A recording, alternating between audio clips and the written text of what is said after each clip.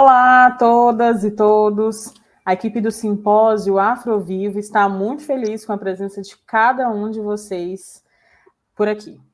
Eu sou a professora Kaline Nayá e antes de iniciarmos a nossa conferência, nossa primeira conferência desse simpósio, eu quero convidar a quem ainda não nos segue nas redes sociais, seja a página do Instagram, seja a página do YouTube, nos procure lá, nos siga. No Instagram é @afro_vivo, no YouTube, Afrovivo. Nos sigam, nos marquem, compartilhem essa conferência, compartilhem o nosso conteúdo com os seus colegas, com os seus pares, seus amigos, para aquelas pessoas que vocês acreditam que seja importante conhecer esse material que nós estamos compartilhando com vocês. Esse simpósio ele é 100% gratuito e ele será 100% online. Então, é muito importante que vocês estejam atentos às informações que serão divulgadas nas redes sociais para não perder nenhum prazo, nenhuma data. E caso vocês queiram, né, o certificado desse simpósio, é importante que vocês entrem na página do Instagram, cliquem no link da bio, vocês serão encaminhados para uma página do WhatsApp, e nessa página do WhatsApp, vocês vão fazer a inscrição de vocês, enviar os dados, e tão logo se conclua o simpósio e os certificados sejam liberados, eles serão encaminhados para cada um. Se vocês quiserem me seguir também nas redes sociais, ao marcar essa conferência, o meu Instagram é @kalinainayá. Então, vamos lá, eu vou me apresentar para vocês.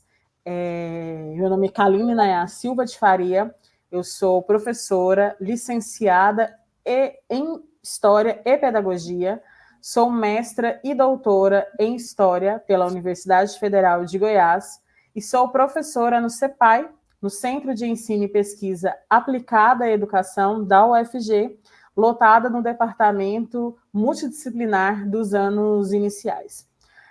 Desde o doutorado, nos últimos anos, eu venho desenvolvendo as minhas pesquisas no que concerne às africanidades, narrativas afrocentradas e ao que eu chamo de afroinfâncias. Então, para iniciar o nosso simpósio Afrovivo, eu trago para vocês a primeira conferência, Afrofuturismo e a Reimaginação do Passado, pensando Sankofa. E para a gente começar a pensar nessa temática, né, no que é o afrofuturismo, nessa reimaginação do passado, como é que a gente vai pensar Sankofa, eu quero que vocês agora façam um exercício de imaginação. Se vocês estiverem fazendo alguma outra coisa para além de assistir, né, essa fala, eu peço que vocês parem um pouquinho e imaginem um mundo cibernético. Um mundo onde a gente tem carros voadores, máquinas do tempo, celulares ultramodernos, dispositivos de teletransporte, onde a gente consiga se deslocar voando entre um local e outro, com mochilas cibernéticas, mochilas totalmente repletas de tecnologias avançadas. Agora, visualizem que todas as pessoas dessas histórias, desse mundo cibernético, são pessoas negras.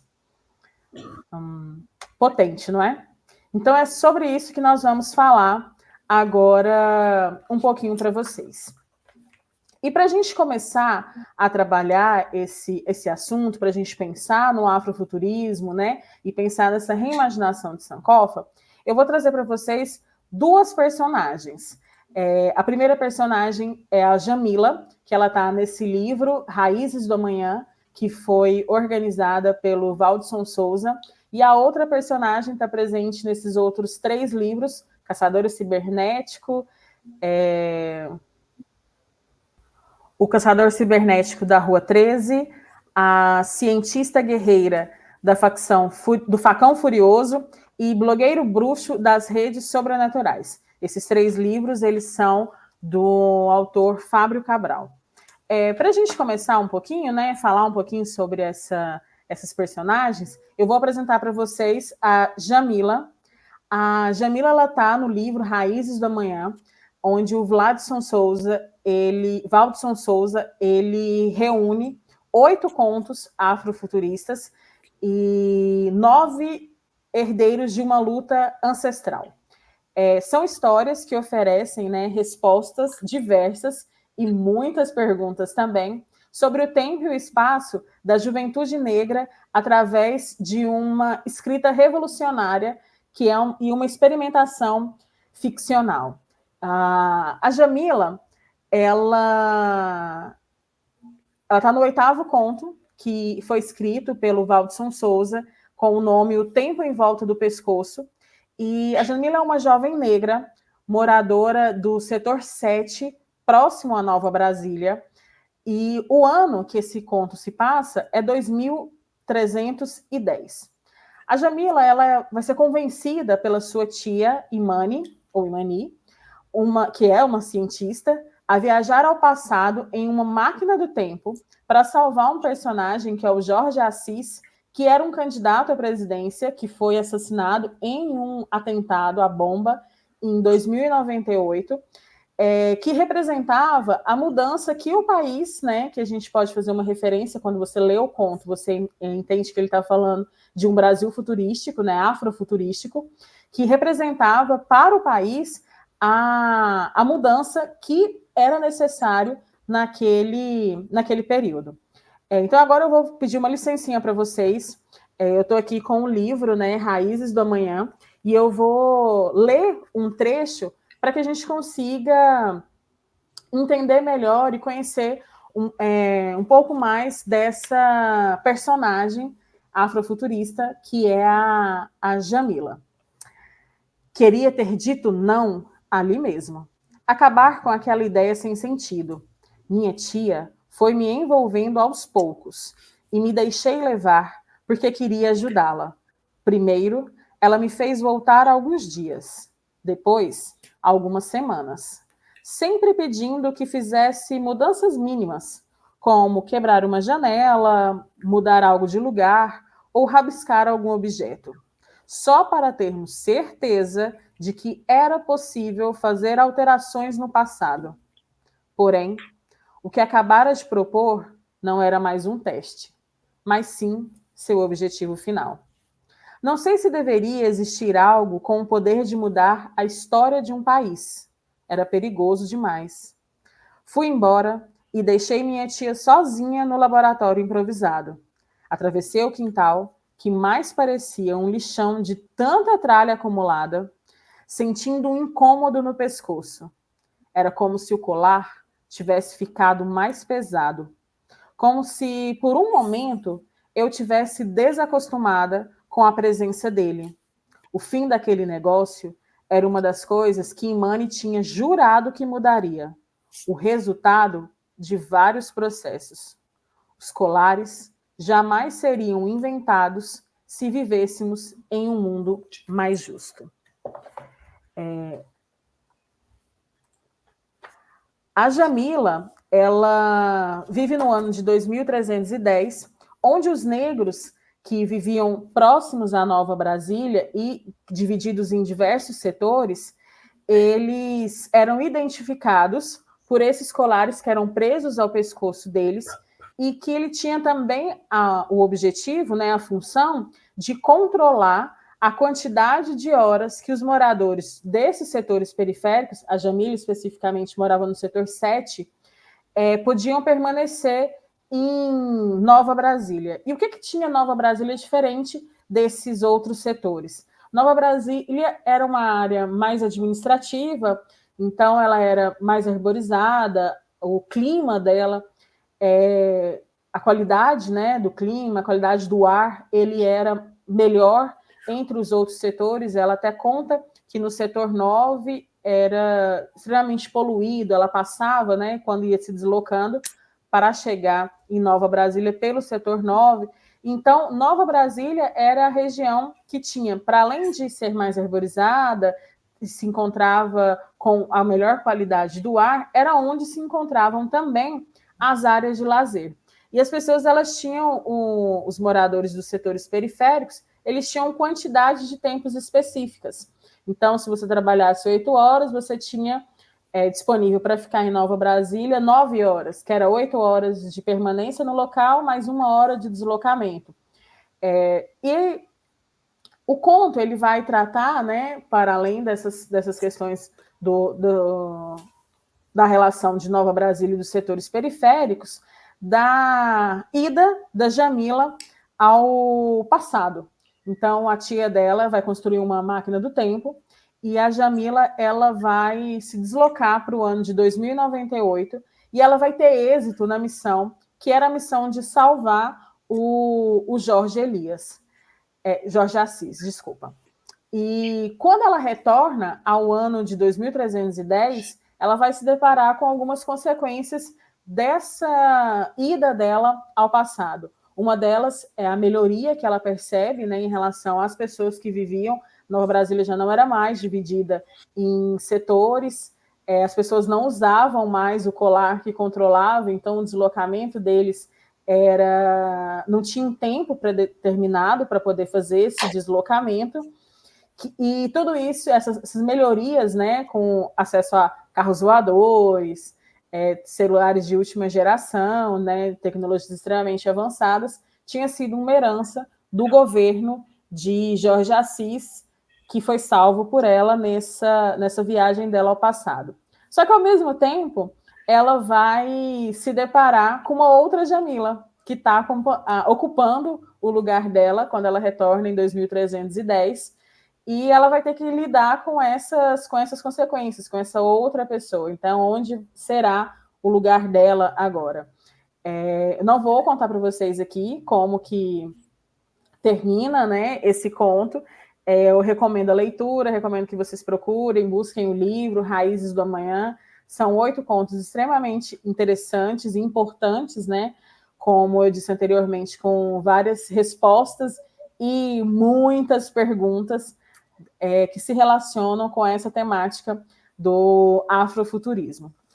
E a outra personagem que eu quero apresentar para vocês é a Nina Oniché. A Nina Oniché, ela vai ser uma personagem que vai estar nos livros O Caçador Cibernético da Rua 13, Cientista Guerreira do Facão Furioso e O Blogueiro Bruxo das Redes Sobrenaturais, onde o autor é o Fábio Cabral. Nós vamos falar um pouquinho mais sobre o Fábio Cabral ao longo dessa nossa conferência. A Nina, ela é uma moradora de Queto 3, que é essa metrópole, né, criada pelo Fábio Cabral, e ela é uma guerreira melaninada, ou seja, ela tem cabelos crespos, traços fenotípicos, né, da população negra. Ela é uma guerreira negra, né, que ele chama nos livros dele de pessoas melaninadas. Ela é filha de Ogum, uma cientista, atiradora de elite, líder revolucionária, possui superpoderes de controle sobre as máquinas e ela luta contra a elite psíquica que controla a metrópole de Queto 3. A luta dela é em busca de mais igualdade entre as pessoas. Vou pedir licença para vocês, mais uma vez, para ler um trechinho da história, né, que o Fábio Cabral escreve sobre a Nina, só para a gente entender um pouco mais sobre essa personagem e entendermos também, ao longo da nossa fala, os elementos afrofuturistas. Então, são pensamentos e falas de Nina Oniché. Moramos na cidade-nação mais cibernética e espalhafatosa do mundo, ela continuava dizendo. Temos toda essa tecnologia espiritual incrível, manifestamos poderes de deuses e ainda assim cometemos falhas. Muitas falhas mesmo. Peço licença para entrar, caros bebês, pois tenho trabalho a fazer. Ao lado dos portões agora abertos, 2 colossos de titânio e aço guardavam a entrada. Eram figuras abrutalhadas, de quase 3 metros de altura cada uma, e quase o mesmo de largura. Sua forma parecia de monstros das antigas lendas. Nina se aproximou daqueles 2 robôs monstruosos e continuou dizendo: amo nossas tradições. Amo essa sociedade erguida com o sangue e luta dos nossos antepassados. Mas somos humanos. E alguns de nós erram feio, sabe? Os guardas robôs pulsavam, trêmulos, enquanto Nina ia entrando na torre. Porém, a um gesto dela, eles se remexeram e se entreolharam, como se estivessem confusos. Então, começaram a se contrair. Depois se abrir e contrair de novo, se expandir, como que se quebrando e se remontando várias vezes. Sou contra um governo que impõe decisões baseadas em ganância e interesses pessoais, contra elites que abusam do poder, que torturam até crianças. Não vão escapar da minha justiça. Sou a espada de Ogum. É hora do show, bebês. No meio da Rua 13, a maior avenida de Queto 3, numa tarde ensolarada, repleta de famílias felizes, enormes robôs monstruosos iniciaram uma dança de requebra, rebolando a bundinha cibernética no meio das pessoas, que correram, gritaram, gargalharam, desmaiaram, tiraram fotos, enquanto Nina entrava tranquilamente num dos prédios mais valiosos e vigiados de Queto 3 sem ser incomodada. Não se faz revolução sentada no sofá. Bem-vindos a Queto 3. Então, essas duas, né, personagens que eu trouxe para vocês, a Nina Oniché e a Jamila, elas são personagens que elas são atravessadas e criadas pelos afrofuturistas, né, por escritores afrofuturistas. E o afrofuturismo, ele vai ser extremamente atravessado por outros pensamentos das mitologias e das cosmovisões africanas, como ancestralidade, Sankofa, presente, passado e futuro, ou melhor, sobre o afrofuturo. E é desse conceito, né, movimento, que nós vamos dialogar um pouquinho. O afrofuturismo, ele foi cunhado, né, foi pensado na primeira vez escrito, né, na década de 1990 por Mark Derry. Mark Derry, ele definiu o afrofuturismo como uma ficção especulativa que trata de temas afro-americanos e lida com preocupações afro-americanas no contexto da tecnocultura do século XX. Ele vai ser criado, esse conceito, né, cunhado pelo Mark Derry, a partir da invisibilidade de produções, tanto de autoras, quanto personagens negros nas produções de ficção científica que permeavam ali final da década de 80 e a década de 90. Quando ele percebe, né, que não se tem grandes produções dentro desse gênero, né, ele vai pensar nesse termo, afrofuturismo. Só que quando a gente para analisar o afrofuturismo, para analisar esses elementos, né, tanto os elementos estéticos quanto os elementos da literatura, música, dança e arte em suas variadas linguagens, a gente tem algumas pessoas que foram precursoras desse movimento afrofuturista. Eu trago para vocês aqui a figura de Sun Ra, que é considerado um dos precursores desde a década de 1950, que ele era um compositor de jazz, pianista, poeta, e se auto-intitulava filósofo cósmico, né? Ele era as suas performances e as suas canções, elas estavam ali totalmente permeadas pelos elementos já do afrofuturismo. E além do Sun Ra também, a gente tem a Octavia Butler e o George Clinton, que também ali, já antes da década de 90, já produziam as suas obras com elementos afrofuturistas, que iam para além da estética, né? Quando a gente olha a imagem do Sun Ra, a gente já pensa numa estética afrofuturista, né? Mas as produções deles, elas iam para além desse pensamento, né, dessa estética apenas visual. O afrofuturismo, então, quando a gente começa a entender, buscar alguns elementos, a gente pode entender o afrofuturismo como um amplo movimento artístico-cultural que combina, de uma maneira bem complexa, referências culturais africanas e afrodiaspóricas, com elementos futuristas, embora afrofuturismo e futurismo sejam conceitos diferentes, mas o futurismo, né, a questão do avanço tecnológico, ele vai estar presente, sim, nas produções afrofuturistas, mas que estejam presentes na performance e linguagem negras, seja ela na literatura, seja na música, artes visuais, no cinema, na moda, histórias em quadrinhos, performances, entre outras linguagens, diversas linguagens. O Fábio Cabral, que é um escritor, né,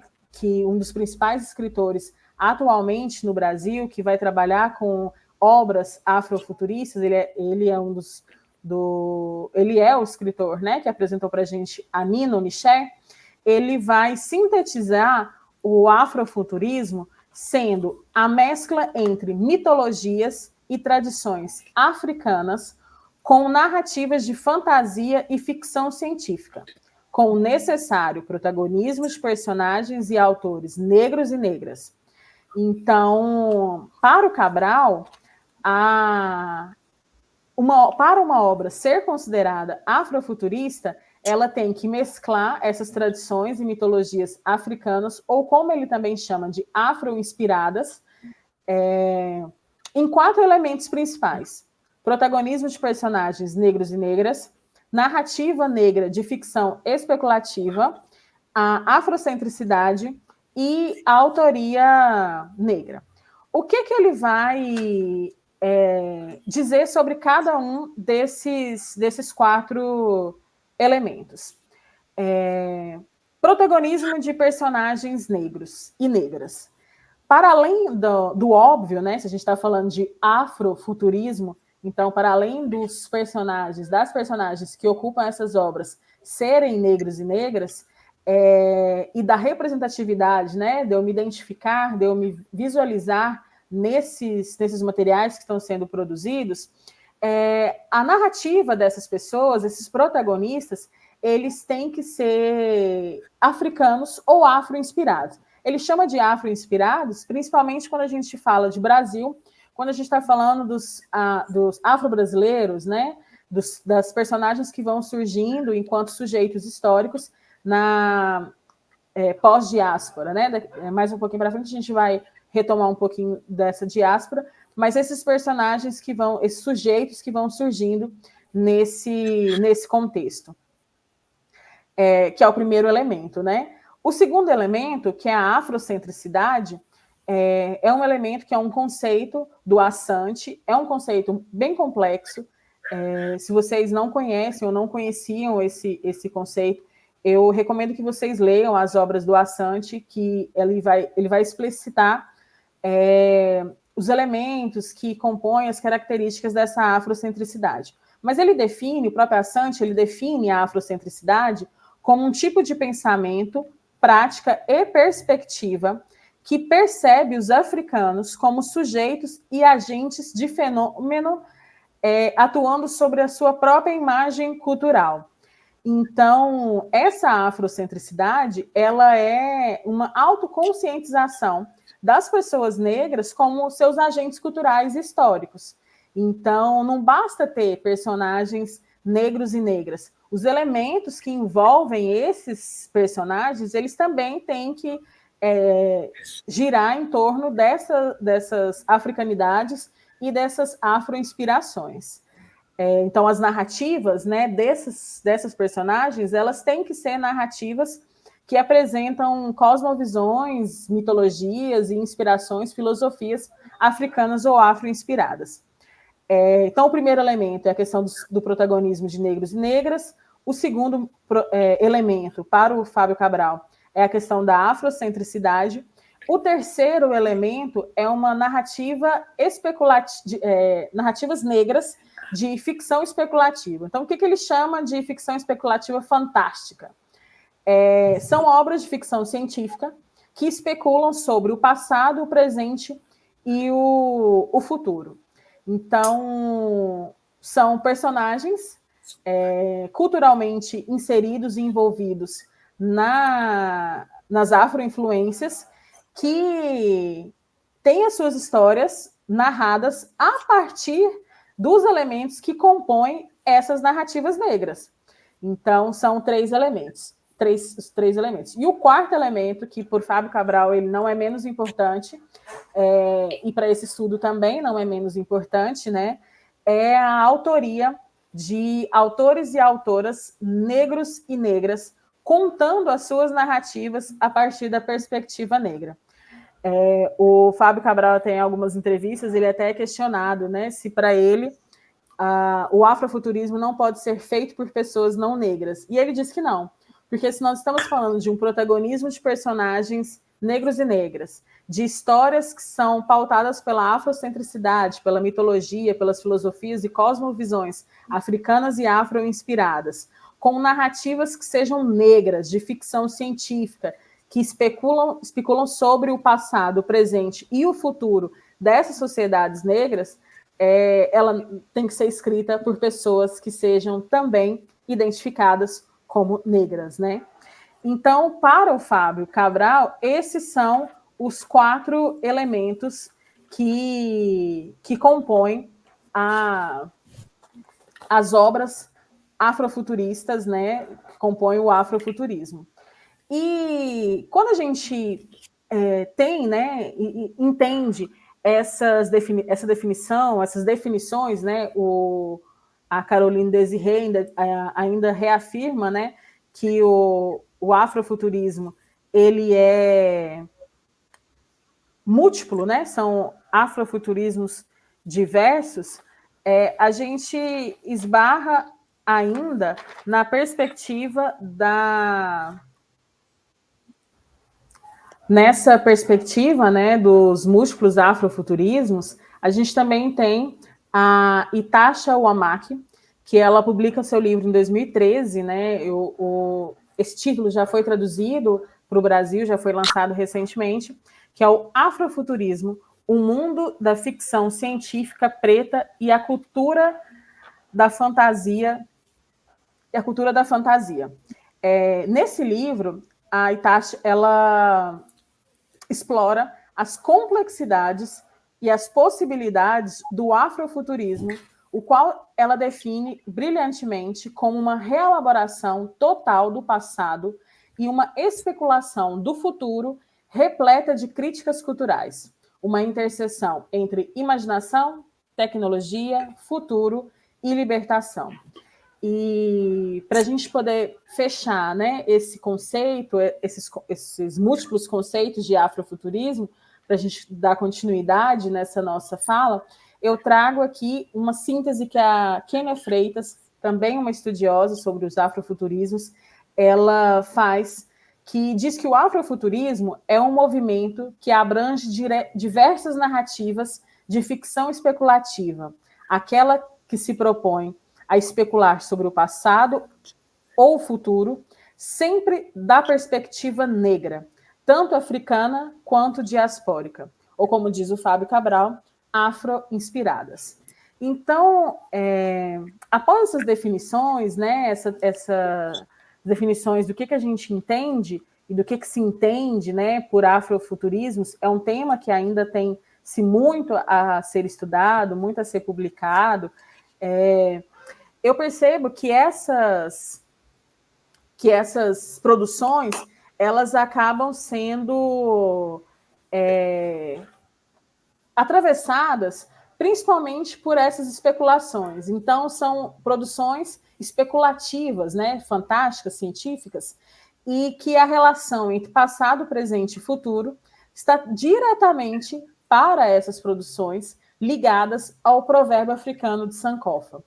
Uma das imagens mais divulgadas de Sankofa, essa imagem que está no centro do nosso slide, que é um pássaro que voa para a frente, com a cabeça voltada para trás e com um ovo no bico.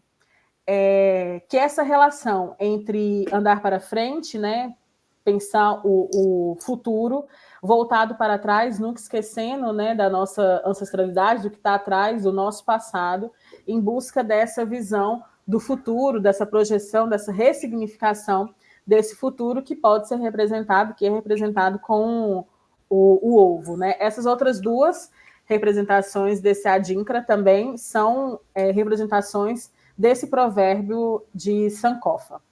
E o que significa? Qual que é o conceito de Sankofa? Nunca é tarde para voltar e apanhar o que ficou atrás. Sankofa é o retorno ao passado, é nos reconectar ao passado para ressignificar o presente. Mas como que, pensando essas produções, pensando essas novas tecnologias afrofuturistas, eu vou acessar esse passado? O que significa, né, acessar esse passado para ressignificar esse presente? Quando a gente fala de acessar o passado, a gente está falando de ancestralidade. E quando a gente fala de ancestralidade, me lembra os trabalhos da Morena Mariá, que fala que família preta ensina, através do passado, a instrumentalizar o presente, garantindo que haja um futuro. Então, família preta é Sankofa. Família preta é olhar para trás, não esquecendo, né, de caminhar para frente, mas sempre ainda pensando na ressignificação e na possibilidade que esse futuro aconteça. E acessar a nossa ancestralidade, ela vai ser fundamental para a gente entender as produções afrofuturistas e fazer a reimaginação do passado. Quem são os nossos ancestrais? Quando a gente fala de ancestralidade, né, quando a gente pensa em Sankofa e fala em ancestralidade, a gente está falando de quem? Quem são esses ancestrais? Os ancestrais, eles são aqueles que vieram antes de nós. Eles vieram antes de nós, traçaram os caminhos para que o hoje fosse o presente. Então, o ancestral, ele é fundador. O ancestral é onde se inicia a ancestralidade, a criação. O Kabengele Munanga, quando ele pensa, né, na questão do conceito do tempo enquanto condutor do indivíduo, a ancestralidade, ela é pensada como a experiência nesse tempo. Então, o passado, ele se refere à criação, e não a criação se refere ao passado. Então, ancestralidade, ancestral é fundação, ancestral é criação. E como a Morena Mariá, ela trabalha muito bem esse conceito, ela vai trazer para a gente outros elementos que vão ajudar a gente a entender essa questão da ancestralidade e de Sankofa, ainda mais relacionado às questões afrofuturistas, quando ela trabalha a questão das tecnologias ancestrais. O que é essa tecnologia ancestral? Voltar ao passado para buscar ferramentas que ajudem a construir utopias que nos permitam superviver ao invés de somente sobreviver. Então, é usar dessas experiências do passado, essas ferramentas, essas visões, cosmovisões que eu tenho e já tive no passado para poder ressignificar o meu presente e o meu futuro. Então, quando ela traz essas tecnologias ancestrais, que faz essa ligação, né, com as tecnologias afrofuturistas, ela está falando dessa ressignificação, desse olhar para o passado e promover essa ressignificação do futuro. Um outro elemento, né, uma outra forma da gente poder pensar essa ancestralidade, esse Sankofa, nesse universo afrofuturista, quando a gente para poder pensar, né, a gente para poder analisar, vai construir um imaginário onde, quando a gente se fala em África, se desconsidera a ciência e as tecnologias que foram produzidas por lá, quando a gente fala ainda mais em ficção científica especulativa, os poucos personagens negros que aparecem, quando eles aparecem, eles são vistos como intrusos. Então, eles deixam de buscar por elementos de superviver para poder buscar elementos de sobrevivência. Então, a Kênia Freitas, né, quando ela vai trabalhar essa questão afrofuturista, ela vai relacionar as populações negras em diáspora, pós-escravidão, com os descendentes diretos dos alienígenas, que foram sequestrados e levados para uma outra cultura, que não era a cultura deles. E quando eles foram, né, os antepassados, abduzidos e escravizados nesse novo mundo, eles passam por um processo constante de apagamento das raízes. A diáspora, né, que é esse momento da transição, né, dessa imigração forçada, né, a gente está falando de um processo que aconteceu há mais de 500 anos atrás, mas que ainda tem elementos que são constantes e diários e que influenciam na forma das populações negras se perceberem ou de perceberem o não lugar em que elas ocupam, né? Que é essa saída de África, do continente africano, para serem espalhadas, né, ao redor do mundo, né, por esse novo mundo, como ele foi conhecido, onde as pessoas que saíam, né, de África e eram escravizadas, elas não podiam usar seus próprios nomes, elas não podiam se ligar, né, se relacionar com as pessoas que eram seus familiares, seus amigos, as pessoas com que elas mantinham, né, contato. Elas não podiam usar a sua língua materna, elas não tinham o direito de reutilizar e utilizar a sua cultura nesse local para qual elas foram sequestradas e levadas. Então, esse processo diaspórico, esse processo de retomada, né, pelo afrofuturismo, né, quando ele retoma essa noção afrodiaspórica, ela esbarra no que um escritor ganês, que é o Eshun, ele diz que a existência negra e a ficção científica, elas são a mesma coisa. Por quê? Por que elas são a mesma coisa? Porque para as populações negras que sobreviveram à escravização e sobreviveram ao colonialismo europeu, sobreviveram aos processos de escravização, sobreviveram aos movimentos diaspóricos, o apocalipse já aconteceu. Então, se o apocalipse já aconteceu, as produções afrofuturistas negras, de narrativas negras afrocentradas, elas acontecem nesse universo, onde, sim, o negro é visto como um intruso, onde o negro é visto como um novo alienígena, como um sujeito não pertencente àquele local. Então, as produções afrofuturistas, elas têm como um dos papéis fundamentais reorientar a pessoa negra na criação do seu próprio futuro. E só que recriar o seu próprio futuro, ressignificar o seu próprio futuro, não está desassociado de conhecer o seu passado, de conhecer a sua ancestralidade, de conhecer a sua história, porque não é possível você criar um futuro se você não conhece o seu passado.